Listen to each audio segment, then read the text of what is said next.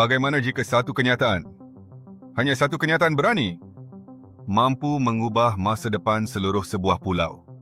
Baru-baru ini, seorang pemimpin dari Sarawak mengeluarkan kenyataan yang bukan sahaja bergema di seluruh Malaysia, malah turut menggetarkan perbincangan di Borneo sendiri. Pemerhati politik mula memberi perhatian. Rakyat mula berdebat. Media sosial menjadi hangat. Dan satu persoalan mula kedengaran semakin kuat. Adakah Borneo sedang memasuki babak baharu?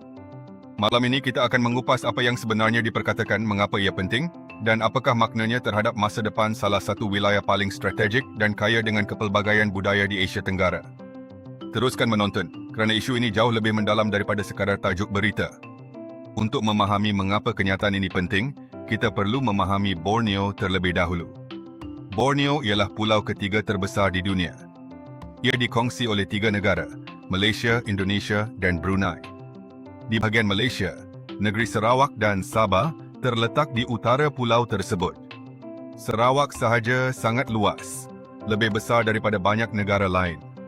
Kaya dengan sumber semula jadi seperti minyak, gas, kayu balak, kelapa sawit dan tenaga hidro. Selain itu, ia juga kaya dengan budaya, menempatkan pelbagai kaum pribumi dengan identiti, tradisi dan bahasa yang unik. Namun Borneo sentiasa mempunyai kedudukan politik yang tersendiri, khususnya dalam Persekutuan Malaysia. Apabila Malaysia dibentuk pada tahun 1963, Sarawak dan Sabah menyertai persekutuan dengan syarat-syarat tertentu yang bertujuan melindungi autonomi, identiti dan hak mereka. Perkara ini termaktub dalam Perjanjian Malaysia Maantandin 63 atau lebih dikenali sebagai MA-103. Sejak sekian lama, perbincangan berterusan mengenai sama ada semangat asal perjanjian tersebut benar-benar dilaksanakan sepenuhnya. Isu seperti autonomi, kawalan sumber, pembahagian hasil dan keseimbangan kuasa antara negeri dan persekutuan sering menjadi topik hangat. Jadi apabila seorang pemimpin Sarawak bersuara tegas tentang hak negeri, masyarakat pasti memberi perhatian. Kerana sejarah itu penting. Kenyataan terbaru pemimpin Sarawak tersebut bukanlah sesuatu yang samar. Ia jelas, tegas, dan penuh keyakinan tentang kedudukan Sarawak dalam Malaysia. Intipati mesejnya cukup nyata. Sarawak tahu nilainya. Sarawak faham kedudukan perlembagaannya. Dan Sarawak bersedia mempertahankan haknya. Bagi penyokong, ini adalah lambang kebanggaan dan maruah.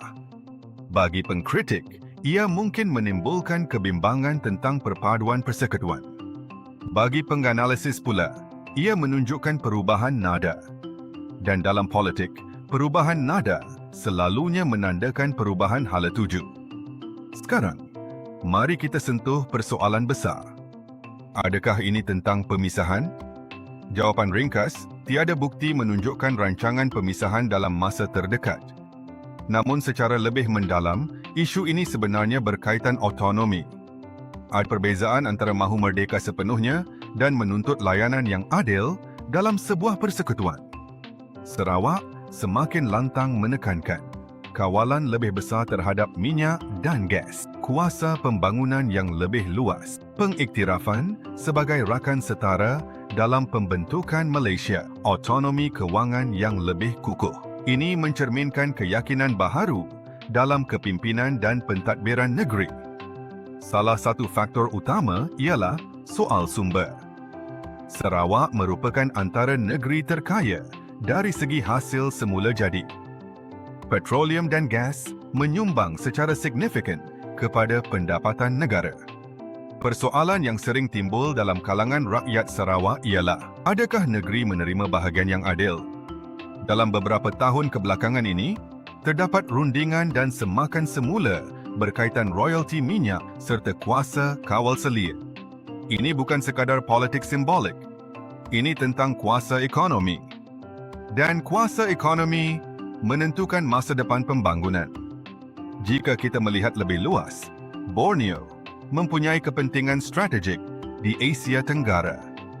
Ia berhampiran laluan perdagangan maritim penting.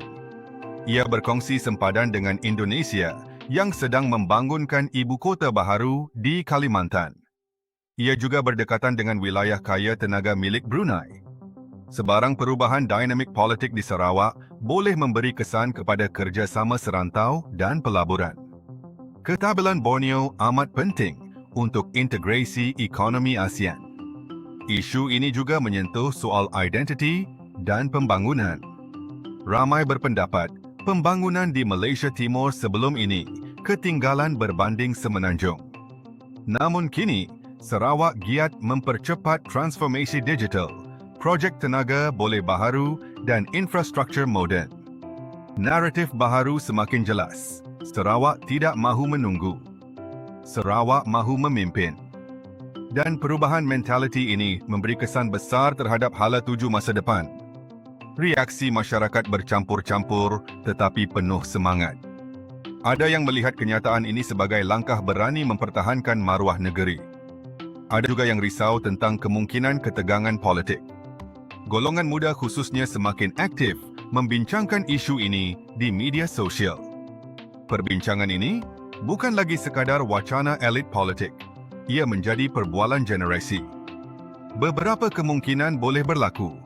Rundingan persekutuan negeri yang lebih kukuh, pengukuhan rangka kerja autonomi, strategi politik menjelang pilihan raya, pecutan pembangunan ekonomi negeri. Apa yang kurang berkemungkinan dalam masa terdekat ialah pemisahan mendadak. Soalan sebenar bukanlah, adakah Borneo akan berpisah? Soalan sebenar ialah, apakah bentuk persekutuan yang Malaysia mahukan pada abad ke-27? Jika Sarawak menjadi lebih kuat dari segi ekonomi dan politik, ia mungkin mengubah struktur kuasa nasional, bukan dengan keluar, tetapi dengan membentuk semula dari dalam. Masa depan Borneo bergantung kepada penghormatan terhadap perjanjian asal pemodenan ekonomi kematangan politik Borneo, terlalu penting untuk dipandang ringan. Kenyataan berani ini mungkin bukan tanda perpecahan. Ia mungkin tanda evolusi. Satu kenyataan berani, satu nada penuh keyakinan. Dan kini masa depan Borneo kembali menjadi perbincangan terbuka. Ini bukan tentang krisis. Ini tentang identiti, hak dan hala tuju sebuah persekutuan dalam dunia yang berubah. Masa depan Borneo belum tertulis. Tetapi satu perkara pasti, ia tidak akan sunyi. Apa pandangan anda? Adakah ini langkah positif mempertahankan hak negeri atau petanda cabaran lebih besar di hadapan? Tulis pandangan anda di ruangan komen. Jangan lupa tekan like, subscribe dan aktifkan notification. Kerana perbincangan seperti ini membentuk masa depan. Dan masa depan Borneo penting untuk kita semua.